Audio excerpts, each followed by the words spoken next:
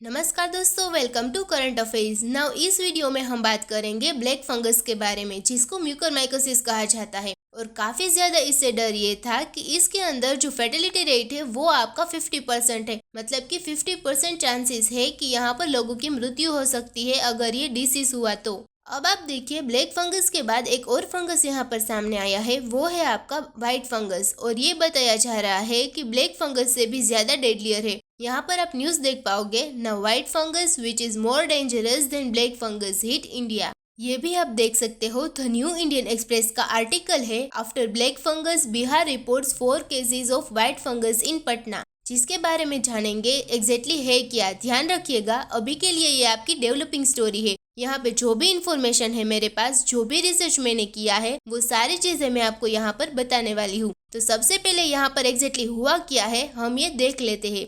जैसे कि मैंने आपको बताया, म्यूकोरमाइकोसिस ब्लैक फंगस जो ऑलरेडी चल रहा था और काफी ज्यादा कंसर्न हो गया इसको लेकर। इनफैक्ट यहाँ पर सरकार ने इसको एपिडेमिक करार दे दिया है। इसके बारे में मैं आगे वीडियो में बताऊंगी। लेकिन इन सारी चीजों के बीच बिहार के अंदर कुछ केसेस सामने आए हैं व्हाइट फंगस के। अभी के लिए 4 केसेस बताया जा रहा है। हो सकता है कि कई सारे पेशेंट्स में ये होगा, लेकिन अभी पता नहीं चल पाया है और ज्यादा इसके बारे में, जिसकी वजह से अभी के लिए 4 पेशेंट्स के अंदर ये देखने को मिला पटना के अंदर। और इसमें जो 4 पेशेंट्स में अगर आप देखोगे, एक पेशेंट एक बहुत ही फेमस डॉक्टर है पटना में, उनको भी ये हुआ था। तो चलिए, इसको समझने के लिए पहले तो आपको समझना पड़ेगा फंगल डिजीज क्या होता है, क्योंकि हम फंगस की बात कर रहे हैं, राइट। म्यूकोरमाइकोसिस जो है वो भी आपका ब्लैक फंगस था, और यहाँ पर भी हम व्हाइट फंगस की बात कर रहे हैं। देखिए, कोई भी बाहर से जो फॉरेन पार्टिकल्स है जो हमारे बॉडी में एंटर कर जाते हैं, बैक्टीरिया, वायरसेस, फंगी, ये सारी चीजें अगर हमारे बॉडी के अंदर आते हैं तो एक तरह से उसको हम इन्फेक्शन कहते हैं, राइट। कि हमें इन्फेक्शन हो गया है किसी बाहर के फॉरेन पार्टिकल आने की वजह से। और यहाँ पर ये तीनों तरह के हो सकते हैं, जिसमें हम बात कर रहे हैं अभी के लिए फंगस के बारे में।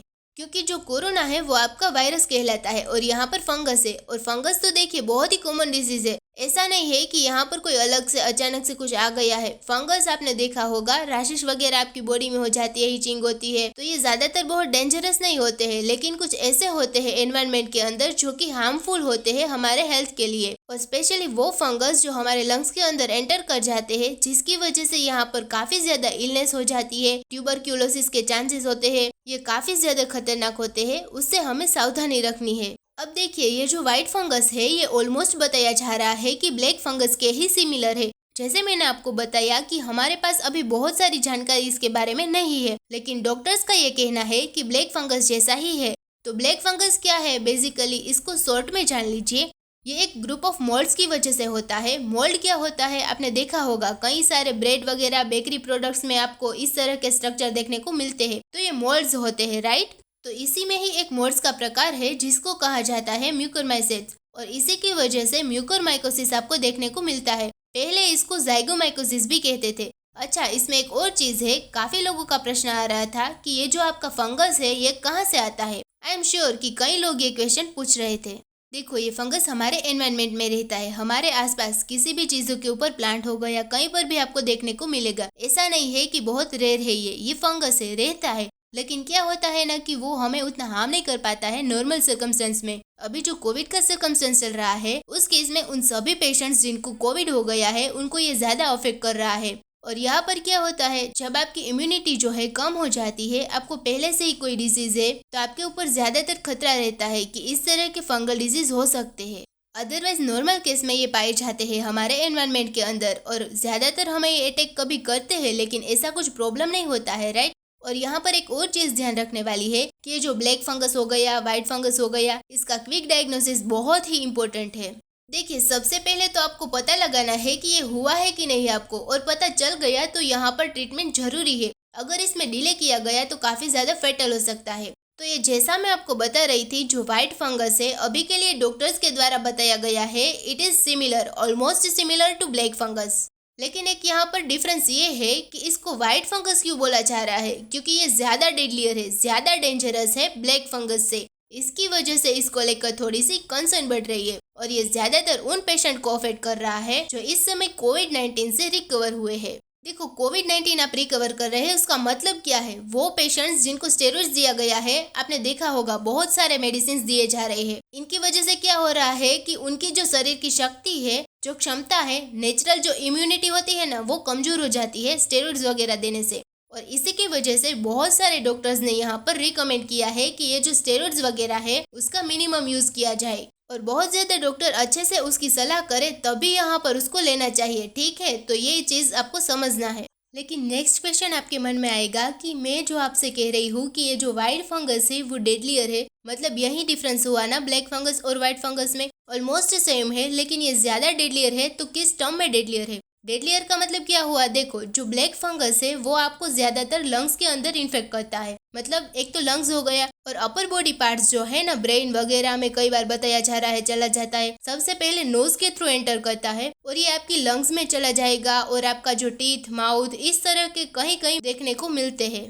लेकिन ये जो व्हाइट फंगस की बात कही जा रही है, ये आपके शरीर में कहीं पर भी हो सकता है। ये इसकी वजह से बहुत ज्यादा डेंजरस है, जैसे कि आपके नेल्स में भी हो जाएगा, स्किन तो हमारे पूरे बॉडी में है तो वो कहीं पर भी हो जाएगा, stomach, kidney, brain, private parts, mouth, कहीं पर भी ये हो सकता है। और इसी की वजह से इसे डेडलियर बताया जा रहा है। इसके साथ साथ एक और यहाँ पर प्रॉब्लम ये भी आ गई है कि ये जो फंगस हो रहा है, जिस भी पर्सन को, वो कोविड के साथ उसको कंफ्यूज ले रहा है, मतलब कि उसे सिम्टम्स ऐसे लग रहे हैं जैसे कि कोविड हो गया है, लेकिन एक्चुअल में वो कोविड से अलग है। लेकिन ये वाला जो फंगस है उसको इन्फेक्ट कर जाता है और उसको लगता है कोविड है, ये तो चला जाएगा।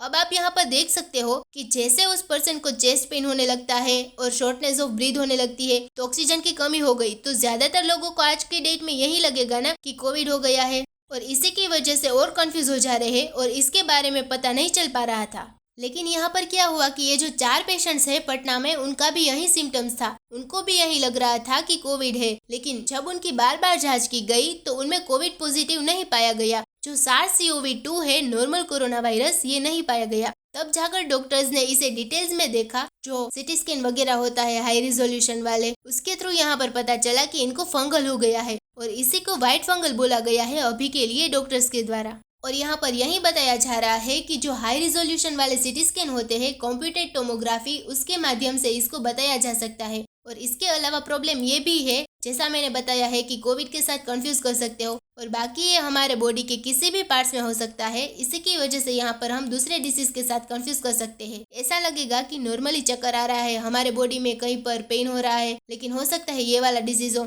और इसी की वजह से क्या होता है कि जो ट्रीटमेंट लेने में देरी हो जाती है वो यहाँ पर घातक साबित हो सकता है।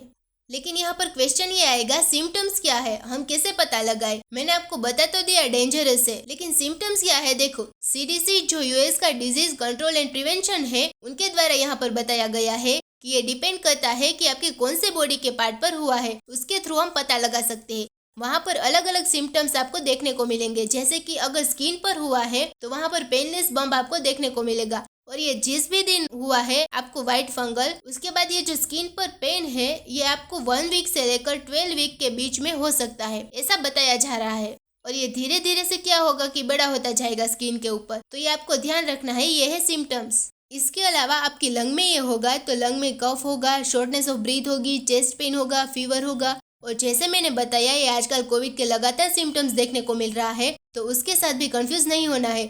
इसके अलावा यहाँ पर अगर आपकी किसी जॉइंट पर पेन होता है, जॉइंट पे ये इन्फेक्ट हुआ तो वहाँ पर पेन होगा, लेकिन कई बार लोगों को लगता है कहीं आर्थराइटिस से रिलेटेड तो नहीं है, ठीक है, वही मैं कह रही हूँ, ये कंफ्यूज कर दे रहा है दूसरे डिसीज के साथ। और इसके अलावा अगर आपके ब्रेन में होता है सेंट्रल नर्वस सिस्टम, तो यहाँ पर आपको सोचने में दिक्कत आएगी, हेडेक होगा, सीजर्स होंगे, इस तरह की प्रॉब्लम्स देखने को मिल सकती है। तो ये सारे सिम्टम्स है जो कि अभी के लिए बताया गया है। अब ध्यान रखिएगा, यहाँ पर कुछ भी मैं अपनी तरफ से ऐड नहीं कर रही हूँ।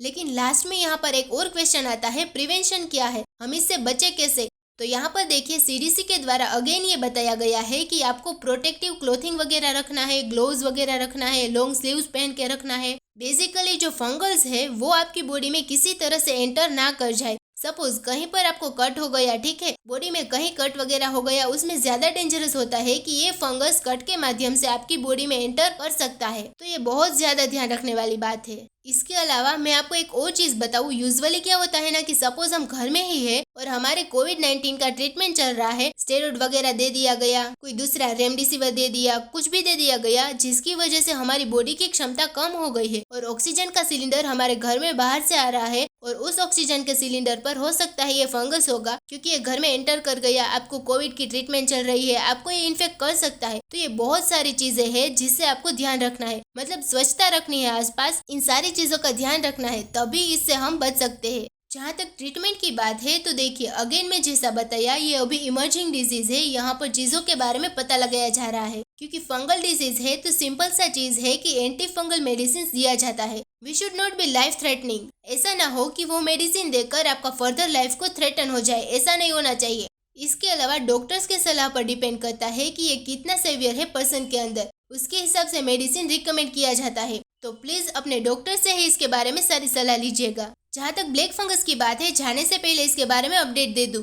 सरकार ने इसको एपिडेमिक करार दे दिया है, यूनियन हेल्थ मिनिस्ट्री ने डिक्लेयर किया है 2 दिन पहले ही। और यहाँ पर ये जो एपिडेमिक है, इसका सिंपल अर्थ ये होता है, इसको नोटिफाइबल डिसीज बना दिया जाता है अंडर एपिडेमिक डिजीज एक्ट 1897। इसमें बेसिकली क्या होता है ना कि जो भी सरकार गाइडलाइंस जारी करती है, जैसे स्क्रीनिंग कैसे करना है, इसको पता कैसे लगाना है, मैनेजमेंट कैसे होगा, ये सारी चीजें अब सरकार की गाइडलाइन से सभी को माननी पड़ेगी, गवर्नमेंट और प्राइवेट हॉस्पिटल को। और इसके साथ साथ सभी को यहाँ पर रिपोर्ट करना होगा। एक भी कोई केस आएगा तो पास का जो चीफ मेडिकल ऑफिसर्स है, जो डिस्ट्रिक्ट में होते हैं सीएमओ, उनको यहाँ पर रिपोर्ट करना जरूरी है, कंपलसरी है। इसी को कहा जाता है एपिडेमिक डिजीज एक्ट के अंदर एपिडेमिक करार कर देना।